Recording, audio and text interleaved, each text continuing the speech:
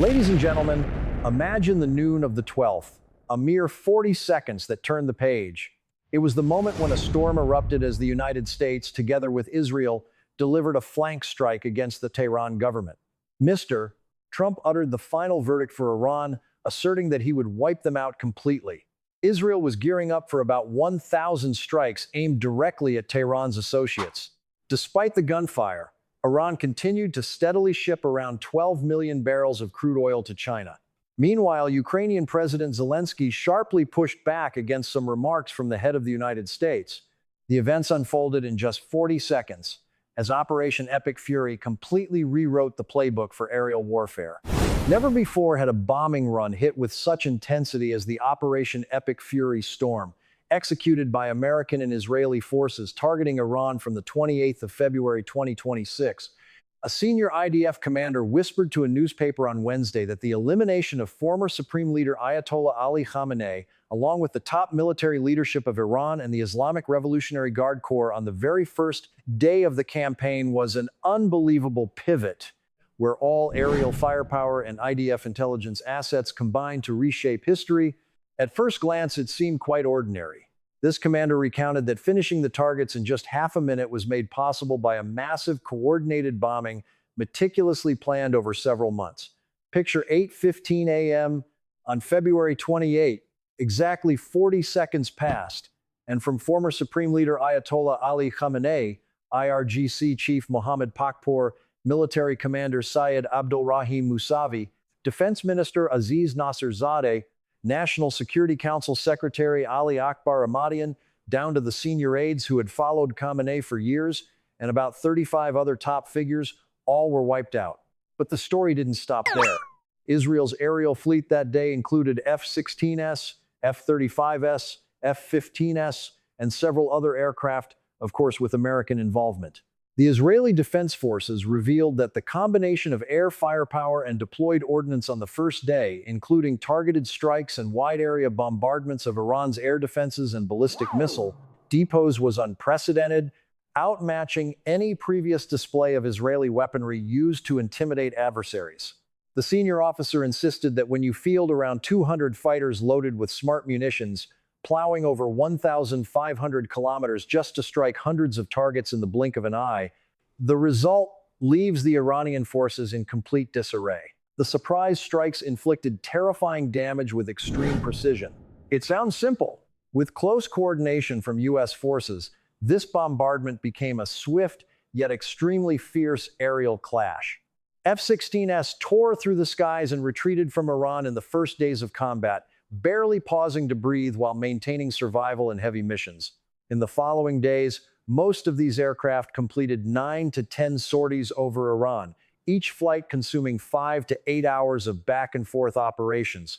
Notably, within just a few days, the Israeli flight teams dominated the skies, paving the way for lightning-fast strikes, where planes could release munitions at point-blank range, and some even hovered directly over targets. Once air superiority was secured, Israeli and U.S. forces switched to cheaper munitions, such as JDAMs, something the Pentagon openly touted to silence critics worried about expenses. Another detail emerged. Still, every flight caused pilots to break into a sweat, eyes bloodshot from constant vigilance. Some had to consume extra caffeine to stay alert, and all were required to get the mandated hours of rest each day, despite the adrenaline surging within. Alongside maintaining pilot health was the complex task of repairing and sustaining the entire fleet engaged in prolonged operations. Acquired in the early 2000s, the F-16 line was considered an upgraded version of the older F-15S. Israel had purchased over 100 of these F-16S. By the mid-2010s, the introduction of advanced F-35S relegated F-16S to a secondary role. Upgrading the F-16S at a cost of $80 million per aircraft was a major effort to preserve their critical role in Israel's long-range strike capabilities. How do you feel about this aerial warfare situation? Share your thoughts in the comments. Mr. Trump bluntly declared that Iran's life clock had reached its final tick, warning that the United States was capable of demolishing all vital infrastructures. Upon landing at Joint Base Andrews in Maryland in 2026, he paused to address reporters, asserting on Wednesday that the U.S. had nearly broken Iran's military strength, emphasizing that Washington would also strike core installations if Tehran continued to resist. He stated outright that the opponent was now backed into a corner, claiming they had lost everything from the Navy and Air Force to air defense networks. The U.S. military was freely operating over Iranian territory. At first glance, it seemed quite ordinary. He added that the United States was closely monitoring the strategic Strait of Hormuz, noting that Iran's navy in the area had essentially been neutralized. The sea route was now calm. He stated that the U.S. had sunk all enemy vessels, with the minor caveat that Iran still retained some missiles. The powerful American leader continued to issue threats of direct strikes on vital infrastructure, including the power grid. He specified that if the opponent dared further provocation, U.S. forces could destroy their electrical system in just 1 hour, setting them back 25 years to rebuild. He further suggested that Washington should avoid forcing the issue, but the story didn't stop there. He asserted that the core task now was to prevent the adversary from recovering militarily. He firmly declared the necessity of securing victory. They must not be given the opportunity to rise again. Recalling a past event, Reuters reported his words during a rally in Herrin, Kentucky. The seasoned general spoke calmly. No one would claim credit too early, but in this case, the U.S. forces had already secured victory. Everything was decided within the first tick of the clock. The question remained whether anyone would abandon the fight halfway. Regardless, he refrained from naming specific sites that had not yet been bombed. However, at a press conference in Florida on Monday the 9th, he hinted that U.S. forces had spared some power plants in Tehran, though he would not hesitate to strike if negotiations failed. At that time, Mr. Trump sternly warned that U.S. forces could crush Iran in an instant, advising Tehran not to attempt choking global oil supply. Regarding the Strait of Hormuz, the U.S. leader proudly stated that it took only one night to eliminate nearly the entire Iranian mine-clearing fleet. By then, up to 60 of their ships had been neutralized. He admitted he had never imagined the Iranian Navy to be so numerous. It sounds simple, yet the president added that the number of vessels mattered little if they could not fight effectively. He claimed that nearly the entire Iranian fleet was now resting at the bottom of the sea. He declared that U.S. forces had cleared all opposition, even moving Tehran's top commanders away twice, only for new figures to emerge. The fate of these newcomers remained to be seen. On Wednesday, U.S. Central Command confirmed that Iran's aerial firepower was rapidly depleting, as U.S. forces actively eliminated threats rather than waiting for attacks. On the same day, Reuters received insider information that Tehran had secretly deployed several naval mines in the Strait of Hormuz. A source indicated that the U.S. had located most of these hidden explosives. The problem was that smuggling through Iran's choke points had nearly ceased since U.S. and Israeli strikes 12 days prior, causing global energy prices to surge. Another detail emerged. Iran's command on Wednesday also issued challenges, warning the world to brace for $200 per barrel oil. The U.S. State Department hinted that Iran and its backers might target U.S. oil fields and facilities in Iraq. Consequently, the U.S. Embassy in Baghdad had to issue warnings on X, fearing Tehran and allied militias might sabotage American energy infrastructure in Iraq. Elsewhere, Israel prepared to fire nearly 1,000 shells into Lebanon in the coming days. IDF troops rushed to reinforce southern Lebanon, deploying key units to strike Hezbollah positions amid escalating ground clashes. On Wednesday, IDF Chief Lieutenant General Herzi Halevi ordered reinforcements to northern positions, implicitly acknowledging that ground forces were preparing for major operations in Lebanon. Reportedly, he also reassigned the Golani Brigade from Gaza to the north. Despite the gunfire near the border, Major General Ori Gordon reassured civilians that bunker protocols remained unchanged and promised a reassessment by the weekend. The general explained that when gunfire erupted in the northern front, anxiety was constant. Yet he assured that IDF troops maintained positions to protect civilians while dismantling Hezbollah strongholds. The Golani Brigade, a premier assault force, was never deployed to guard a trivial post. Israel's leadership had sent the 36th and 91st Divisions deep into southern Lebanon, far beyond initial plans. Although the 146th and 210th Divisions had not advanced excessively, they had expanded landing zones in southern Lebanon, well beyond the 5 posts Israel maintained since the ceasefire with Hezbollah at the end of 2024. IDF troops plan to fire approximately 1,000 rounds into Lebanon, including dozens of bombs into the Dahiyah district at Hezbollah's stronghold. Additionally, reports indicated frequent skirmishes with Hezbollah in southern Lebanon, capturing and neutralizing several key members. Israeli forces also discovered hidden weapon caches. Hezbollah fired about 150 rockets at Israel starting 8 p.m. the previous day. After a barrage of 100 rockets on the evening of the 11th, they launched dozens more into northern Israel. Commanders calculated that 150 rockets had struck northern areas within a few hours. In statements, Hezbollah claimed targeting evacuated residential areas near the border, hitting several cities and Israeli military bases. Meanwhile, warning sirens sounded as foreign drones from Lebanon flew over border communities. Do you think this border region will endure more bombings? Leave your comments. Ladies and gentlemen, Iran continues to ship around 12 million barrels of crude oil to China since hostilities began. The country disregards the Strait of Hormuz becoming a death trap, steadily pumping crude to Chinese hubs. According to Samir Madani, founder of Tanker Trackers, speaking to CNBC on Tuesday, Tehran successfully sent at least 11.7 million barrels through this channel since the conflict erupted on the 28th, all headed for China. But the story didn't stop there. They used satellite imagery to track shipping routes, so vessels turning off their transponders could not evade detection. Data intelligence company Kepler estimated that about 12 million barrels passed through this choke point since the outbreak of hostilities.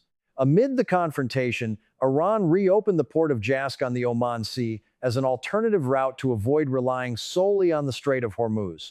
Unfortunately, operations there were much less efficient than their main cargo oil export hub. It sounds simple. Before the conflict, Iran exported about 2.16 million barrels daily, mostly to China. Now, the figure has dropped sharply to about 1.22 million barrels per day, yet the other side remains a major client, even stockpiling up to 1.2 billion barrels for 3 to 4 months. The Middle East turmoil and supply concerns pushed global oil prices above $120 per barrel at times, forcing major companies to release reserves to temper the global energy frenzy. Shifting to another region, the U.S. has been secretly engaging with key figures connected to the real power in Cuba. Another detail emerged. Trump's team has been quietly meeting numerous associates of former Cuban President Raul Castro, rumored to be the true power on the island. These meetings aim to discreetly pave the way for a leadership change in Havana. This surfaced from U.S. Congressman Mario Diaz-Balart, noting that these communications mirrored strategies used against Nicolas Maduro before his crackdown earlier in the year. Diaz-Balart explained that these were not formal negotiations, but discreet talks with Castro's inner circle, including family and senior officials. At first glance, it seemed quite ordinary. Prior to this, Secretary of State Marco Rubio's advisors met with Castro's grandson on St. Kitts. Trump's team reportedly aimed to economically pressure Cuba by blocking oil from Venezuela via Mexico, forcing the island to seek oil from the U.S. However, insiders indicated no final agreements had been signed. Imagine, the U.S. leader recently declared he would pressure Cuba after resolving the Iran situation, highlighting Havana's struggles due to financial and electricity shortages. The seasoned general even hinted at a plan to fully control the island smoothly. But the story didn't stop there. Meanwhile, Cuba's leadership under Miguel Díaz-Canel resisted U.S. pressure, revealing no internal weaknesses. The situation worsened domestically with fuel shortages, power outages, and growing public protests. Elsewhere, Kim Jong-un recently took his heir daughter to test new weapons. KCNA reported that the leader visited a firearms factory to inspect the latest handguns. During the Wednesday inspection, he brought Ju A, and they test-fired weapons at a secure shooting range. This was the second public display of the daughter handling firearms. Another detail emerged. Previously, at a post-military parade celebration, she was photographed using a new sniper rifle. KCNA stated that the factory operates under the Second Economic Committee, producing North Korea's small arms. The assembly line had started producing the new handguns approved last month. Kim listened to subordinates' reports on the new model's quality, accuracy, and firepower, expressing approval. He instructed the military to expand production lines to meet the 5-year defense targets set at the Party Congress. The North Korean leader emphasized these factories' role in enhancing combat capabilities for soldiers, security forces, and militias, urging upgrades across all workshops. How do you perceive the covert developments in Cuba and North Korea? Don't forget to leave comments. Recently, Ju A has frequently accompanied her powerful father to public events, fueling speculation that she is being groomed for succession. Turning to Zelensky, he hinted that the U.S. could easily suppress hostilities, but must pressure Russia rather than oppress him personally. The Ukrainian leader hopes Washington extends a hand to restore peace, but to do so, they must tighten the grip on Russia instead of pointing weapons at him. In media interactions, he subtly emphasized Kyiv's willingness to negotiate, while Donald Trump's influence serves as a crucial leverage. Simultaneously, he repeatedly called for U.S. pressure on Russia. It sounds simple. Kyiv's leadership confessed they had no confidence in the other side, yet relied on Americans genuinely wanting to end the violence. He patiently awaited U.S. intervention, insisting it target Russia rather than himself. The Ukrainian president concluded accordingly. But the story didn't stop there.